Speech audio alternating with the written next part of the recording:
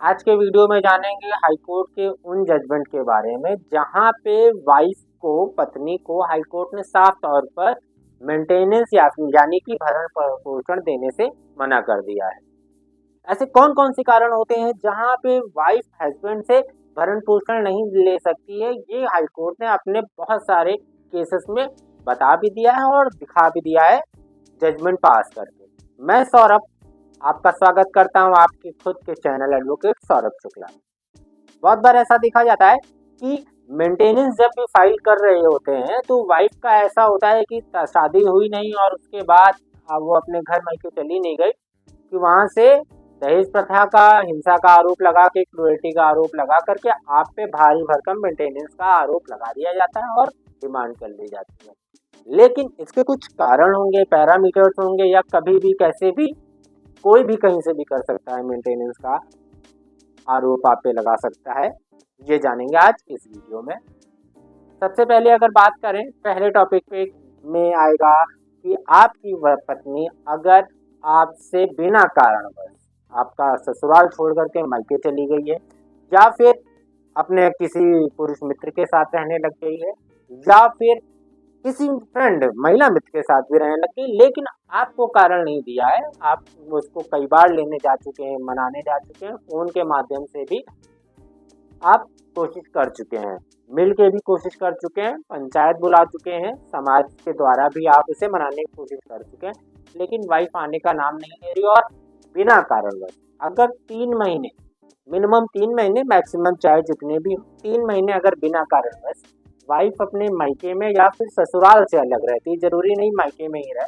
ससुराल से अलग रहती है अगर, तो इन केस में वो पुरुष से मेंटेनेंस की हकदार नहीं होती है, क्योंकि यहाँ पे वो स्वयं कारण होती है कि वो वहाँ पे पति ने तो कुछ किया नहीं, आप खुद अपने उससे अलग होकर के रह रहे हैं और साथ ही साथ जानकारी भी नहीं दे रहे हैं कि कोई कारण भी नहीं दे रहे हैं कि यहाँ पे क्या होना चाहिए, आप क्यों नहीं हमारे साथ रह रहे हैं। इसलिए ये जो ग्राउंड रहेगा कि बिना कारण अगर 3 महीने से ज्यादा वाइफ रहती है अपने पीहर या फिर कहीं और भी ससुराल को छोड़ करके, तो पति इस ग्राउंड पे अगर तलाक पत्नी लेती है और पति को इस ग्राउंड पे मेंटेनेंस नहीं देनी होती है, वो जज साहब के सामने साफ तौर पे ये बता सकता है कि जज साहब, इसमें मेरी कोई दिक्कत नहीं है, मेरी कोई गलती नहीं है, ये खुद ही बिना बताए अपना, इनको मैं पसंद हूँ या नहीं पसंद मुझे नहीं मालूम, लेकिन ये अपना मुझसे अलग रह रही है, इसलिए मैं मेंटेनेंस देने के लिए कहीं से भी बाध्य नहीं है। अगर दूसरे पॉइंट की बात करें कि जिन पॉइंट में मेंटेनेंस नहीं देनी होती है, तो अगर आपकी वाइफ का तलाक चल रहा है या फिर आपका तलाक केस चल रहा है और इसी दरमियान आपको खबर आती है कि वो किसी के साथ लिव इन में रहने लग गई है, या फिर शादी कर ली है, या फिर पुनर्विवाह कर लिया है अपने किसी मित्र के साथ, या फिर वो अपना क्या कहते हैं रह रही है वहीं पे उसी मित्र के साथ, या फिर शादी भी कर ली है लोगों ने, और आपको ऐसी जानकारी होती है और आपका डिवोर्स केस चल रहा हुआ है, तो इसका भी आप ग्राउंड लगा करके आप दिखा सकते हैं कि मेरी वाइफ एडल्ट्री कर रही है, मेरी तलाक नहीं टूटा है, लेकिन फिर भी उसने दूसरी शादी कर ली है। तो यहाँ पे आप वो ग्राउंड लगा करके आप पहली बात तो केस कर सकते हैं उस पर कि 494 का आप केस कर सकते हैं कि जब तक पहली शादी हमारी नहीं टूटी है तब तक आप कैसे दूसरी शादी कर लेते हैं। अगर वाइफ ने शादी कर ली है तो आपका तो बिल्कुल बाध्य नहीं हो जाते हैं, और साथ में उसको जेल भी जाना पड़ सकता है कि आपको बिना बताए वो शादी कर ले रही है, 7 साल तक की यहाँ सजा हो सकती है। लेकिन अगर वाइफ आपको बता रही है कि मैं शादी करके दूसरी जगह रह रही हूँ, थाना पुलिस नहीं होना चाहिए, केस वेस मत करिए, हम समझ लेते हैं, आप समझ लेते हैं, हाँ तो हाँ बिल्कुल, अगर समझने समझाने की बात पे आते हैं तो बिल्कुल यहाँ पे आपको मेंटेनेंस नहीं देनी होती, क्योंकि वाइफ का कोई भार उठाने के लिए तैयार है और वहाँ पे उसका भार उठा रहा है, यानी कि शादी दूसरी करके वाइफ का कोई और भार उठा रहा है। तीसरी और सबसे बड़ी जो आपका ग्राउंड हो सकता है कि आपकी वाइफ वर्किंग हो, यानी कि काम कर रही हो, कोई जॉब कर रही हो, कोई ट्यूशन पढ़ा रही है, वो अपना भरण पोषण खुद कर सकती है, वो बौद्धिक रूप से, दिमागी रूप से इतनी काबिल है कि वो इस समाज, इस दुनिया में खुद का खा कमा करके रह सकती है। अगर वो एलिजिबिलिटी उसके अंदर है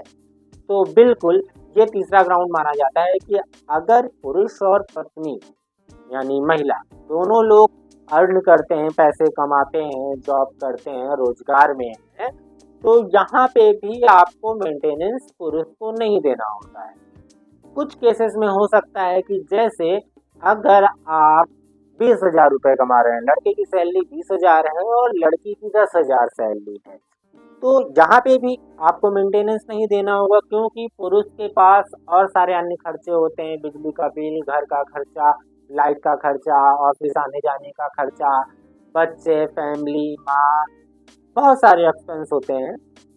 इसलिए अगर वाइफ की 5,000 भी है और पुरुष की 15,000 सैलरी है, तो इस केस में भी शायद मेंटेनेंस ना देनी पड़े। लेकिन अगर यहीं पे आपकी सैलरी 1,00,000 रुपए है और वाइफ की 5,000 है या 10,000 है,